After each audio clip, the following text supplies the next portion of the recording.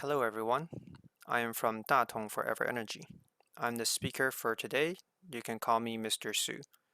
Today I'm here to talk about solar system design, effectiveness evaluation. My outline can be divided into three parts. The first part is site evaluation. After evaluation, we will move on to the effectiveness of evaluation, and the last part is the construction cost of this site, and what is the most cost-effective way to build the system. Now, besides lowering the cost, we also want to increase the amount of electricity generated. Part 1. Site Evaluation. Before any project, the first step we do is to go on site to check the installation. For example, if we look at this global installation map, there are different colors on this map. They each represent a different installation level. Now, because I am in Taiwan, as you can see my cursor right now, our installation level is actually mild. It kind of falls around 1,700 to 1,900. And because in our country we have different counties and cities, so you can see that the cities and counties that are closer to the equator have a higher installation level. You can also see that the countries with a higher latitude receive less insolation and thus can't generate as much electricity as countries that are closer to the equator.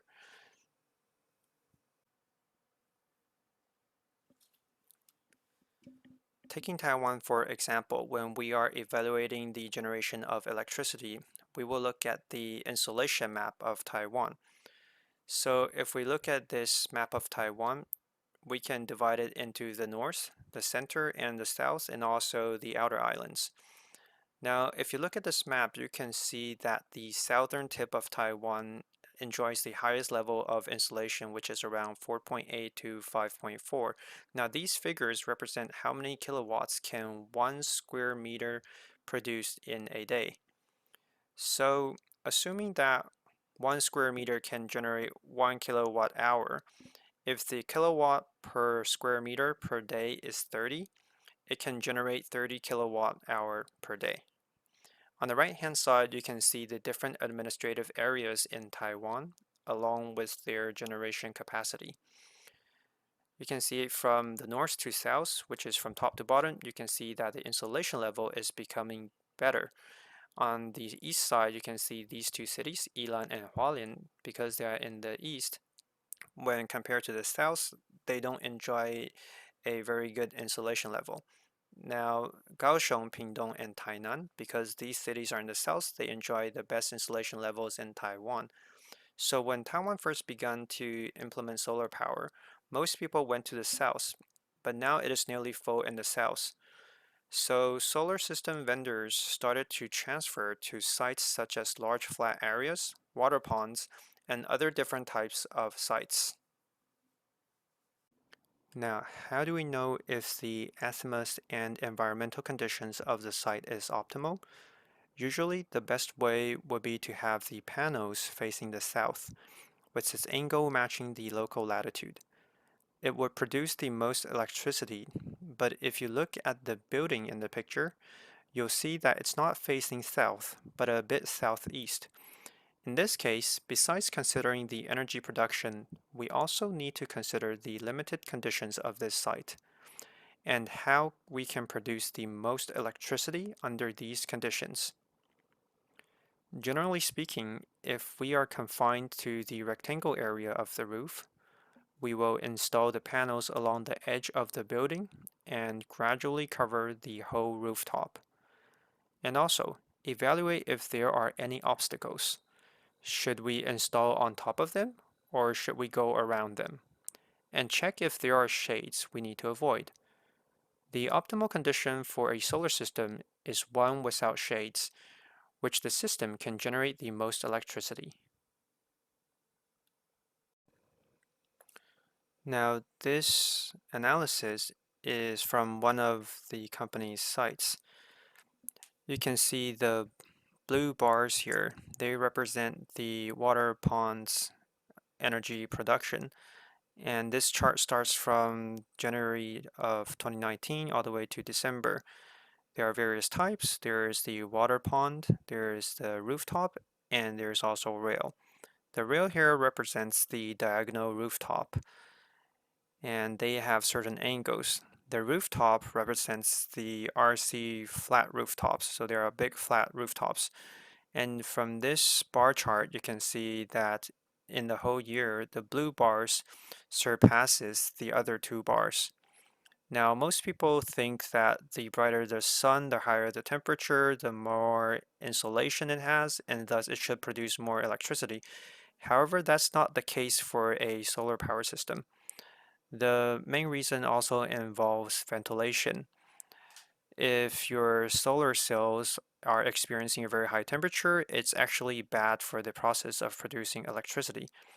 Now, if we look at this chart, the green bar is actually producing the least electricity. And the reason is because that the modules are too close to the roof itself. It's only around 20 centimeters, so the ventilation isn't as good as the other two.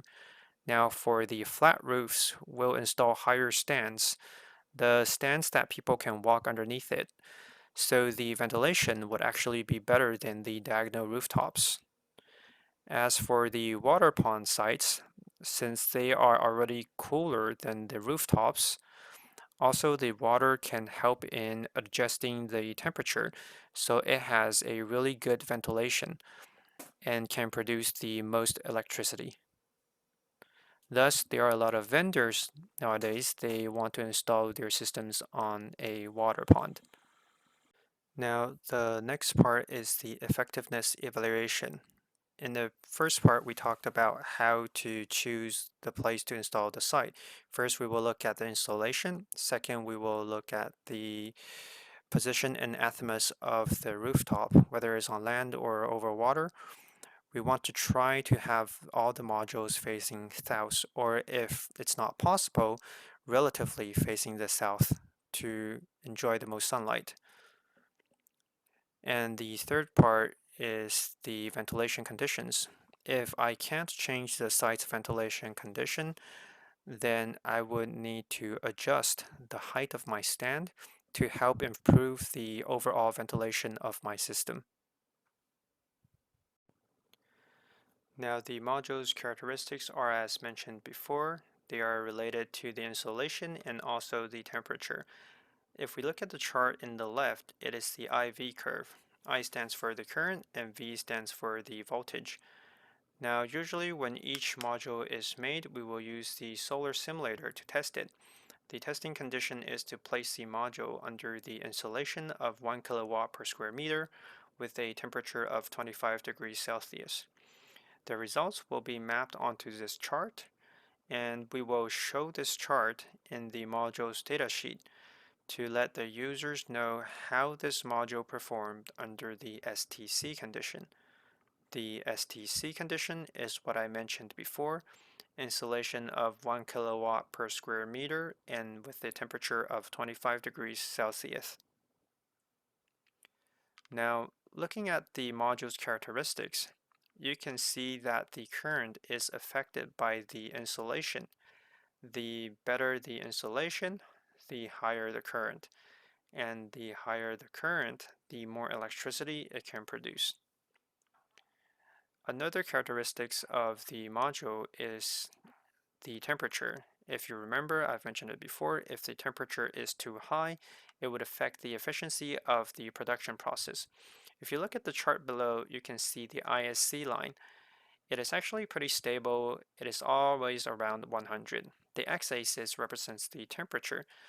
Now you can see that the higher the temperature, the current is actually pretty stable. So it's not actually fluctuating according to the temperature. However, if you look at the voltage and the Pmax, they are both declining when the temperature becomes higher. When all three of them are normalized, you can see that the current is pretty stable, whereas the voltage and Pmax are actually declining when they are in a higher temperature. So insolation and temperature are two key factors that you need to take into consideration when you are designing the system. you need to evaluate how you can have the system operate in a high insolation below temperature environment so that it can generate the best output. Now, as mentioned before, if you are at a place with a higher latitude, the power generation process won't be as good as the places with lower latitudes.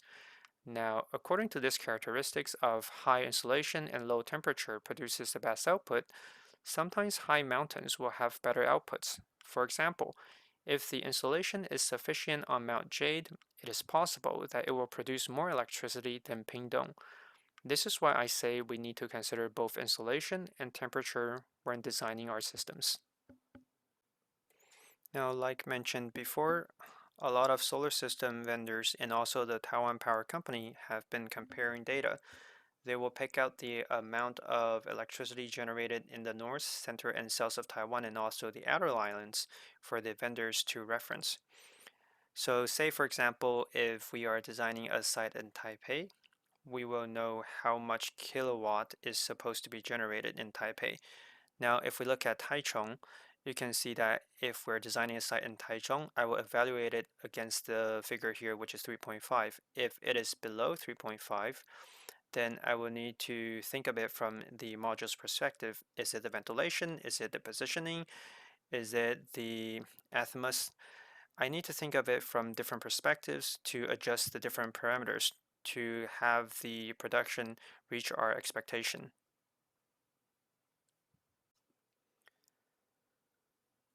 So we will use simulators to perform analysis and see if the result meets our demand.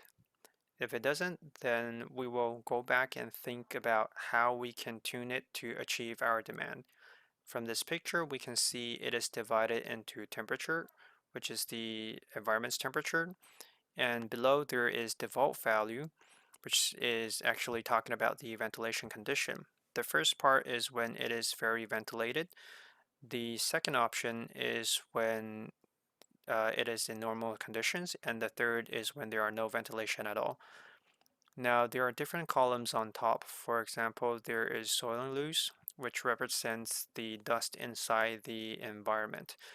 Now, judging from my experience, if the site is next to an industrial park, the modules will have dust on them within 3 weeks to a month. So that means we need to have our maintenance crew go and wash these modules periodically in order to keep the site at a certain production efficiency.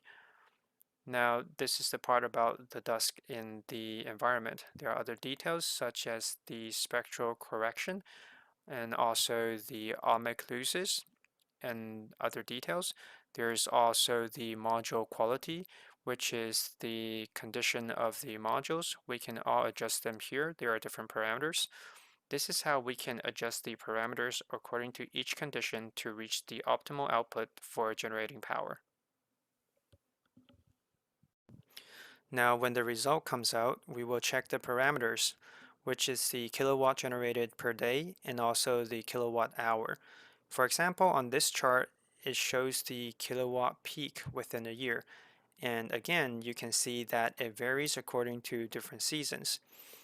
You can see the annual average kilowatts generated at this site is 2.61. Then we'll compare this figure with the previous data. If we take Taichung for example, its estimated figure is 3.5. Since 2.61 is lower than 3.5, we will go back and check what might be the reason. If you take a look at the report over here, you can see there are different information. Here is the tilted degrees. It is 16 degrees, and the azimuth is indicating that it is facing the south. The module name, and also the energy production. On the bottom, there is the inverters module, and also the number of inverters. And in the middle, you can see there is a performance ratio, which is PR. It is an indicator for efficiency of the system. Each system has its own PR. Now, judging from my experience and according to what the Industrial Technology Research Institute said, the first year's PR should be greater than 80%. If it is below 80, then you need to check if anything went wrong. For example, maybe the module is damaged because you haven't cleaned the module for a long time, or if the circuit might be damaged or malfunctioning. These are the things you need to take into consideration when evaluating the situation. Now, as mentioned previously, besides the tilted degrees and also the azimuth, we also need to consider the distance between each module. Now, how do we adjust the distance between each module? First, we will make sure that there are no shades blocking the modules from sunlight. We will try to optimize the row spacing between each module. If there's too much space in between, it means you'll have less space to install the modules, and thus the amount of electricity you can generate will also drop. So we will evaluate what is the low point of the stand, what will the angle be.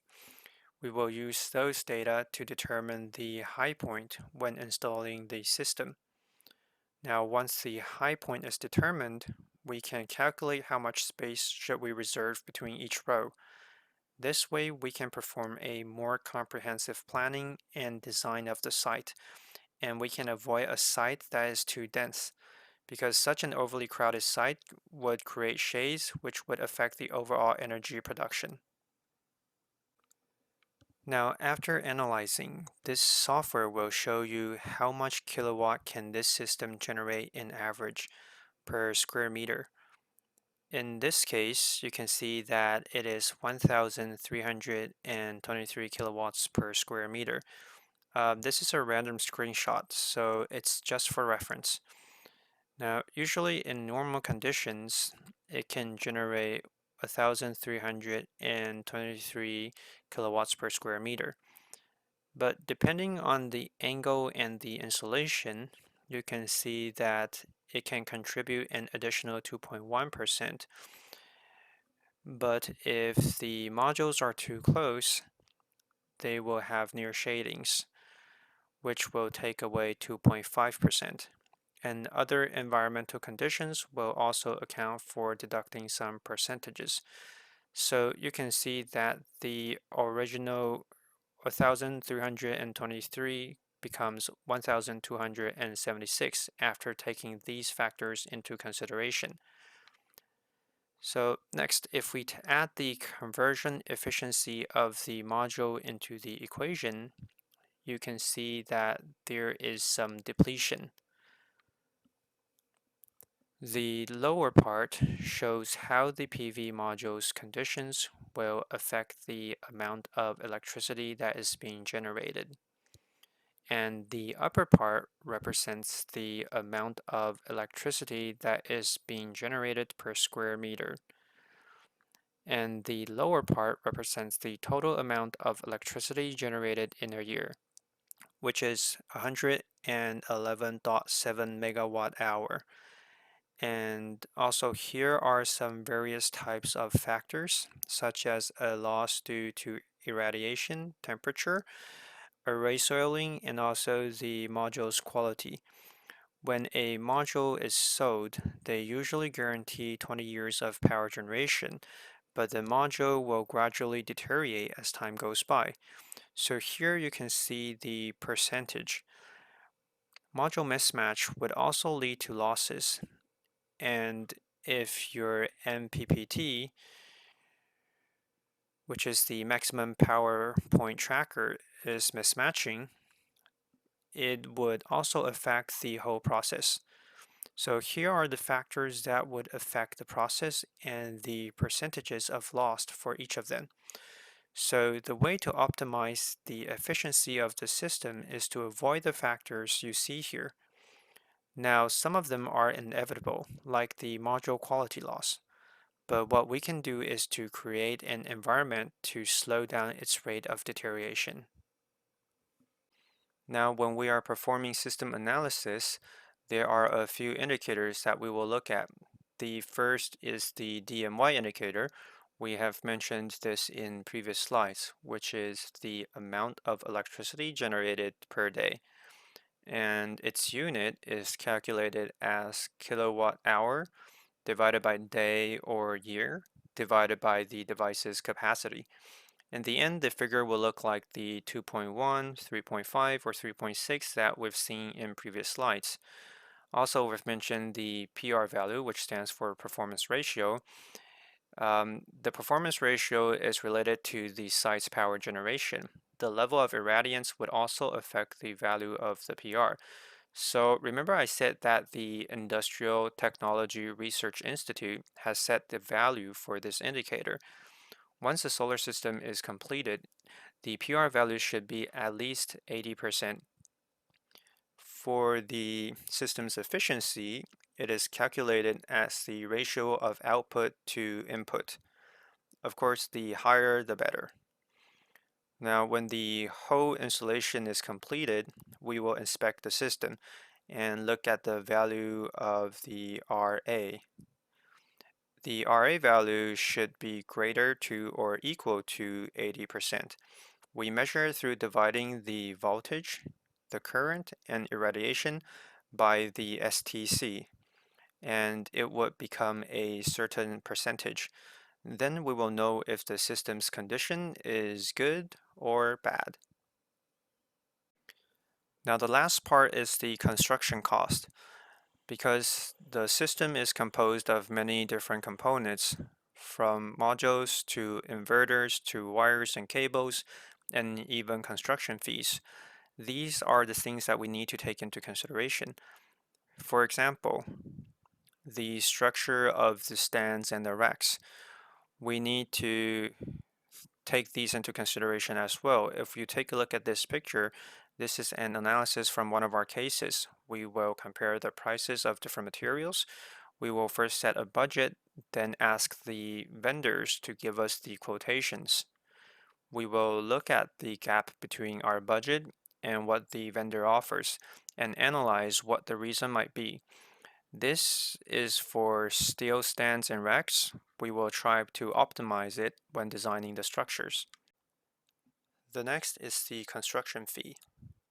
Since each contractor delivers a different quality, we will set a standard and see if the contractor's construction quality lies within the range of a reasonable price.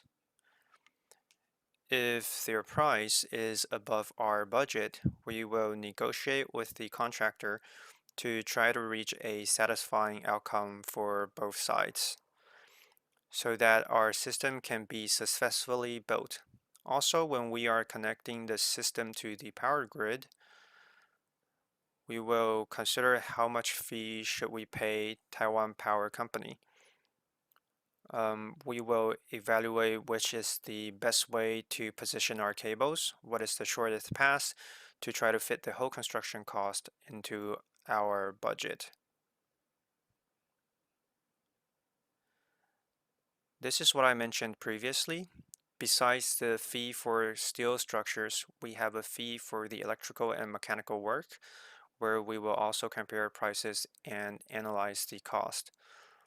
So that was the first part of the lesson. Now I have prepared another material. Allow me to continue. So what we've mentioned in the previous session was how to install the system under normal circumstances. Now, what happens if our engineers go on site and find that there are some limitations due to the installation environment? Say, for example, if I want to install a 100 kilowatt system, but the surface of my rooftop can only accommodate 50 kilowatts. How do I make sure that the 50 kilowatt system can generate as much electricity as the 100 kilowatt system? This is a challenge for our engineers. That's why sometimes we raise this topic of how to optimize the system under limited circumstances to our engineers. And this is what we will talk about in this session, how to optimize the system in constrained applications. Now, constrained applications include the area of the rooftop, the limits of the unit's productivity, and sometimes specific requests from the customer. They are all restrictions when designing the system. How can we generate the most electricity and capacity under these limited conditions? I've found some literature to share with you today. Now, what are some factors that will constrain the design? Well, there is geolocation and also the amount of surface area that can be used. Geolocation refers to the latitude, the insolation, and the climate. When they are not as ideal as we thought, how do we generate the amount of electricity that we want? In terms of free space, if we have a limited free space, how can we increase the amount of electricity that is generated? And also supply and demand. If the Taiwan Power Company's feeder is only 10 kilowatts, how can we generate 11 kilowatts or 12 kilowatts of power? The last limitation is the budget. We will analyze what is the most cost-effective way to build the best system that can generate the most power. This literature is talking about, the literature is talking about how to design optimization in constrained applications. Oops, sorry, give me a second. So you can see that the constraints include financial budget, physical area, energy demand, and also the power injection. There are some constraints and limitations here. So these are all the things that we need to take into consideration.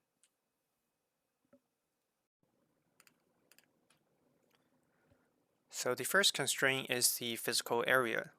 Now, unlike when we install it on the ground where we have unlimited space, if we are installing it on the roof of a commercial building which has a huge demand for electricity, but they only have a limited budget, how can I provide a system that satisfies the customer's needs?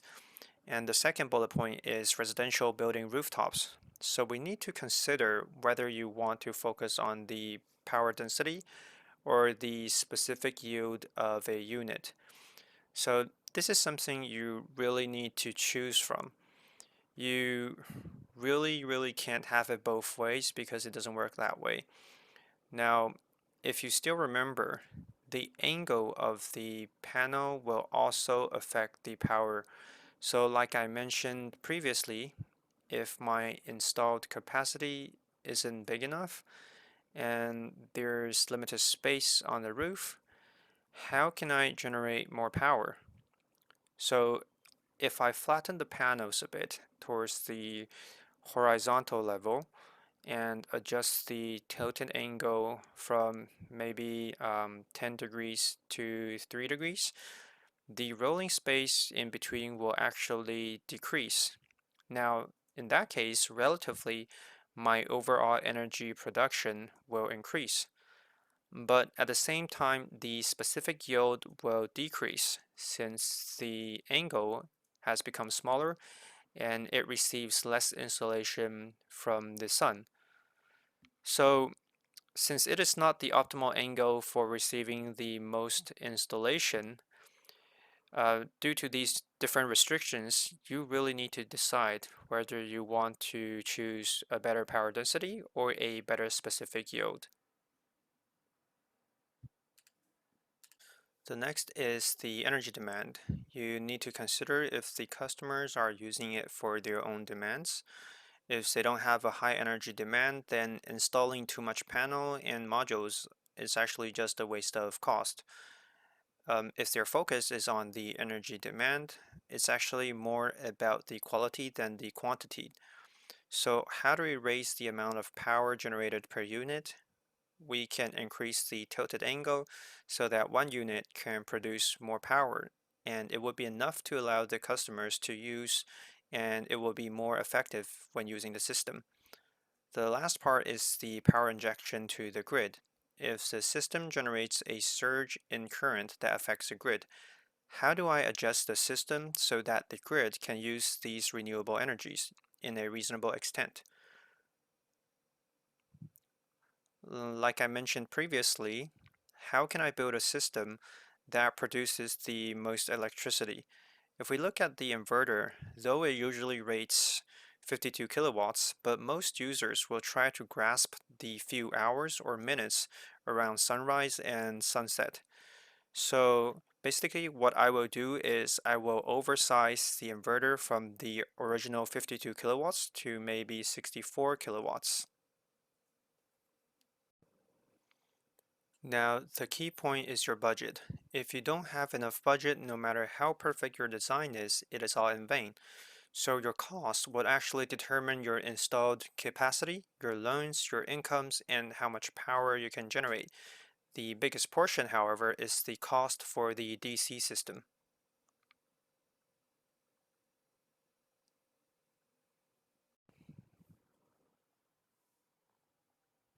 Now, from this table, you can see the comparison that the literature did. You can see that the figures in red represents the anticipated conditions. So over here, we can see that the tilt is 20 degrees, the row spacing is 2.4, and the area is 2.85. And below are some DC and AC installed capacity. Also, if we look at the bottom, you can see the DC loading, which is the oversizing of the inverter that I've mentioned. You can see from this comparison table that the one with the largest tilt actually produces the most electricity. Now, notice here that the budget is also limited. So you can see that if your budget is limited to this figure, this is the amount of electricity you can generate. So again, the tilt, the row spacing, the area, these are all factors that will influence the system, especially when building the system. Here you can see the area. So you can see that if we adjust the tilt and the row spacing, the amount of electricity generated is actually decreasing.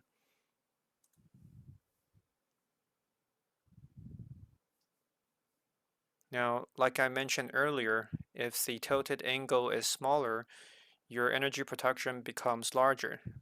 When compared to the column on the left, you can see that the specific yield dropped 4%, but the energy production actually increased 40%. It really depends on what the customer wants. Do they want a good specific yield or a good energy production?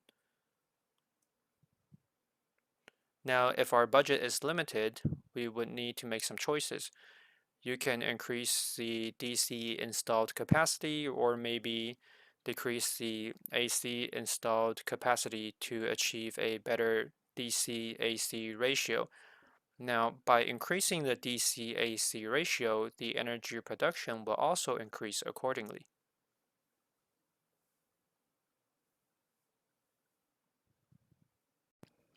So from this graph, we can see that the design is affected by both the area and also the budget. So if the tilt is 30 degrees with a spacing of 8 inch, when we compare the two bottom boxes, you can see that the ideal scenario is when we have a limited budget but more space, so the NPV will drop and thus reducing the cost.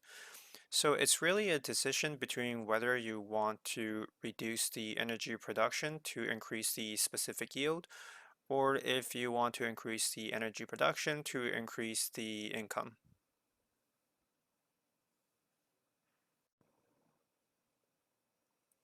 This graph is looking at the system from a financial perspective. Generally speaking, when we are estimating the financial results of a project, we will look at an indicator called IRR, which stands for the internal rate of return.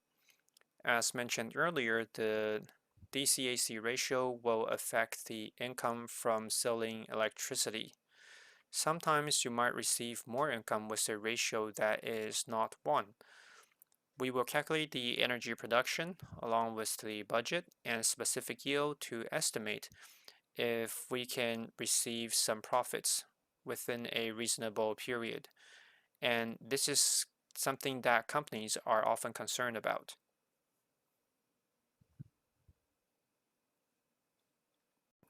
Nowadays, most companies calculate the cost using LCOE. LCOE stands for Levelized Cost of Energy. It takes a lot of things into consideration, such as energy production, financial status, operation cost, revenue, price per kilowatt, the system lifetime, the maintenance cost, and so on. After calculating all of this, you will get the cost of 1 kilowatt hour. And there's also a reference value that we will compare it with to evaluate if it's cost effective or not. The LCOE can more truthfully reflect if the efficiency of the system has a positive correlation with the ROI. Next, we will talk about the impact of tilt angle on system economics for area-constrained rooftops. From this graph, we can see that there are multiple degrees from 30 to 20 to 10 degrees, along with the amount of electricity they can produce. The row spacing that we've mentioned earlier is actually talking about the distance between the bottom part of one module to the bottom part of another.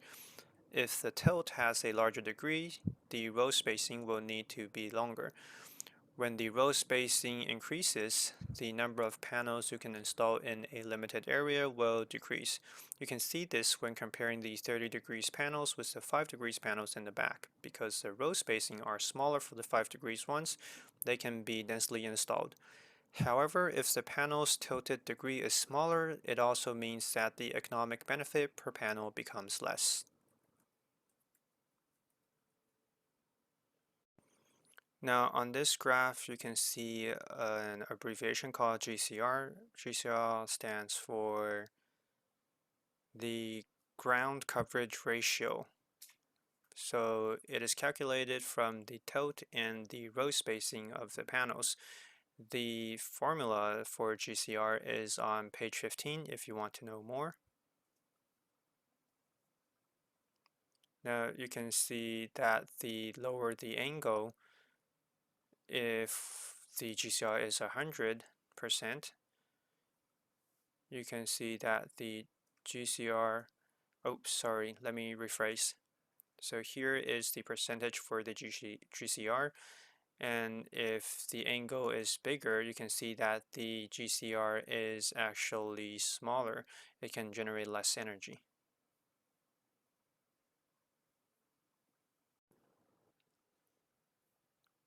Here you can see that there are different angles on the right and what their corresponding GCR are. You can see that the smaller the angle, the bigger the GCR, and the specific yield also becomes less.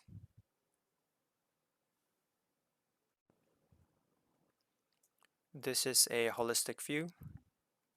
You can see that the 5 degrees and 10 degrees have a higher ground coverage rate.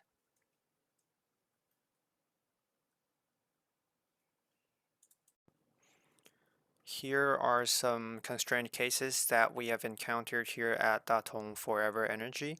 For example, there was this case where they didn't allow us to do open conduit wiring, so we needed to spend more effort when laying the cables and wires due to the increase in the distance. This would also increase our line loss and the voltage drop. We needed to think of a way to mitigate the line loss. In another case, we had to deal with long distances with restrictions on digging.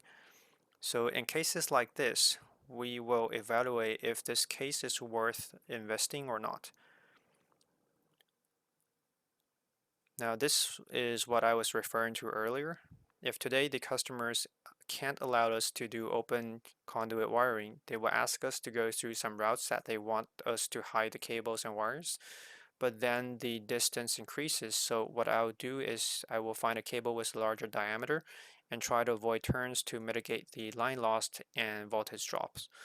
As for the long distance case, I deploy distributed modules instead of building the whole system in one place. The third case is when we need to inject power into the Taiwan Power Company's external grid. Usually, when we are injecting power into the grid, we need to excavate some parts of the road, and oftentimes local authorities prohibit vendors to do so. So if we insist on injecting power into the external grid, the project will fail. So instead, we will perform a power injection to the internal grid.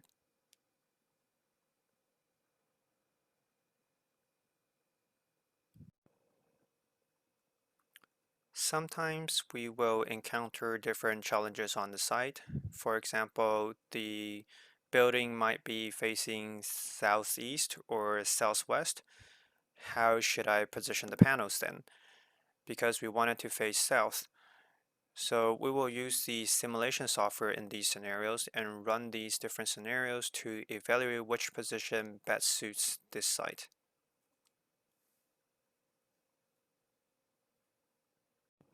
In the end, here is the conclusion and some advice.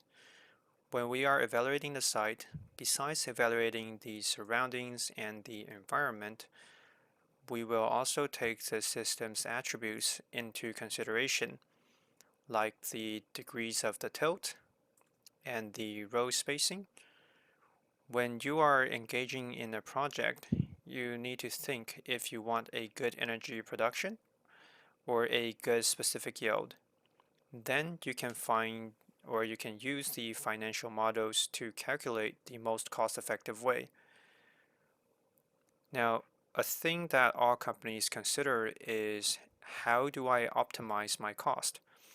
If I spent a large amount of money on investing in this and the results are not as expected, then actually the company is losing money. This is the conclusion of all the things that we've talked about in today's lesson.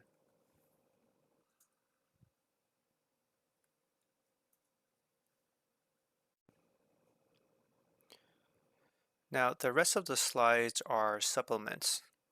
I've added some best designs for different weather conditions. So in Taiwan, it's unlikely that you'll see the amount of snow you see in the picture.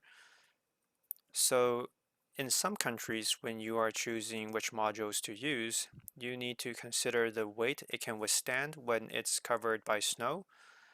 Also, the angle of the tilt. Sometimes we see that the angle is bigger for solar panels in foreign countries because they don't want snow to accumulate on it, as it would affect its energy production. Here are some pictures from Japan. Now, there's a reason behind its large angle of tilt. Since Taiwan and Japan both have earthquakes and typhoons, we need to increase the stability and power of the stands for them to endure these kinds of conditions. And thus, the cost for us to build these sites would be higher than other countries. So these are factors that we need to consider when we're building a site.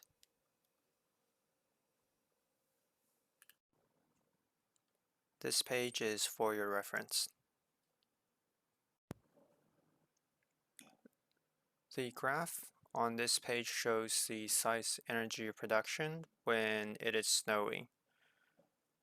You can see that from January to March, there's nearly no electricity generated, as the modules are all covered in snow.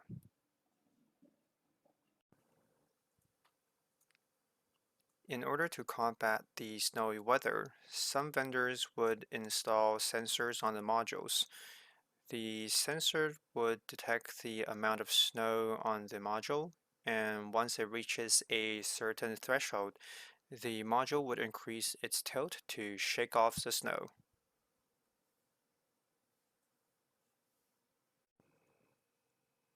This page is for your reference. If you look at the picture in the left, you can see that the snow nearly buried the modules at 7 a.m. So from 7 a.m. to 9:30 a.m., the modules couldn't generate any electricity, and that has a significant impact. They would also run some simulations to find the difference. This is a comparison between spring and summer.